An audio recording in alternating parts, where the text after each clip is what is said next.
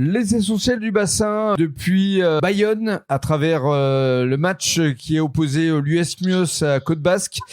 C'était un match intense et malheureusement le score est sans appel, 26-21 et on est avec évidemment Jean-Charles Borg, le coach.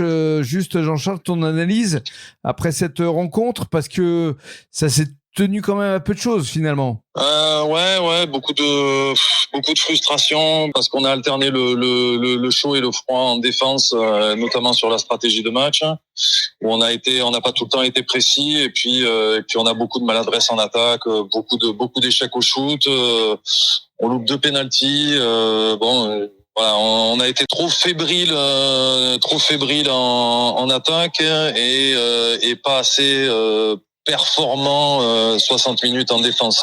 On a eu de très bonnes phases, mais alterné avec des phases moins bien où on s'est fait un petit peu enfoncer, et notamment sur des tirs à 6 mètres, ce qu'on avait dit qu'on refuserait.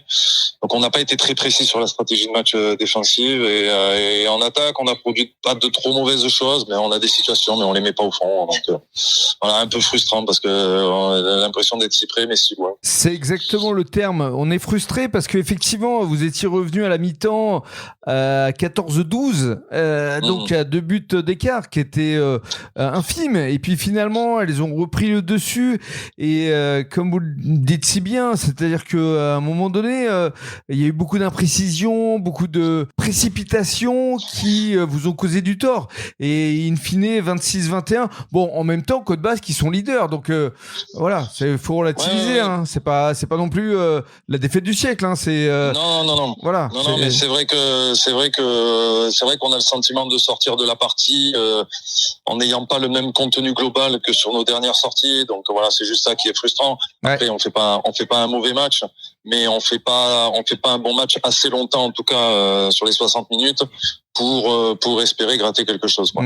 Donc on savait très bien qu'il faudrait être performant des deux côtés du terrain, ou somme toute pas loin de notre meilleur niveau, et ce pendant 60 minutes, et ça n'a pas été le cas, et pendant moins de 60 minutes. Donc forcément on est obligé de cravacher en défense et de forcer des fois des situations en attaque. Bon voilà, c'est la fin d'une série, mais on va rebondir dessus. En même temps, il y avait une grosse équipe en face, hein. Il faut rendre hommage à cette équipe de Côte Basque avec cette gardienne qui avait un véritable rempart, qui a arrêté un nombre incalculable de frappes, et sincèrement, il y avait du lourd en face de vous aussi, hein, il faut le dire. Oui, tout à fait. C'est une équipe qui est très bien organisée et qui reste dans son projet de jeu du début à la fin. Jouer vite sur grand espace et être assez dense et assez agressif sur les porteuses de balles. Et c'est vrai que quand en plus on a des tirs ouverts et que la gardienne fait les arrêts, le match ne change pas de physionomie, quoi. Donc on a l'impression de se rapprocher, mais on s'en rapproche jamais vraiment, quoi. Bon, Jean-Charles, il reste 4 matchs, dont le prochain dans 15 jours. Ce sera à domicile, samedi 19 avril, face à Angoulême. Là encore une fois, un cador. Comment vous allez vous y préparer? Ouais, on va se reposer déjà. Déjà, oui. Les filles sont un petit peu fatiguées. Un peu lessivées, ouais. Elles sont un petit peu fatiguées, ce qui est normal, hein. Et puis on va rattaquer. Je pense que les filles sont motivées de toute façon. Un match à la maison contre une équipe du haut de championnat, il y aura pas besoin de motivation. On va essayer d'être encore une fois le plus précis, de bien se reposer cette semaine et de bien travailler, d'être très précis sur les attendus contre Angoulême. Et puis j'espère qu'on sera un petit peu plus consistant ou un petit peu plus précis sur les 60 minutes contre Angoulême.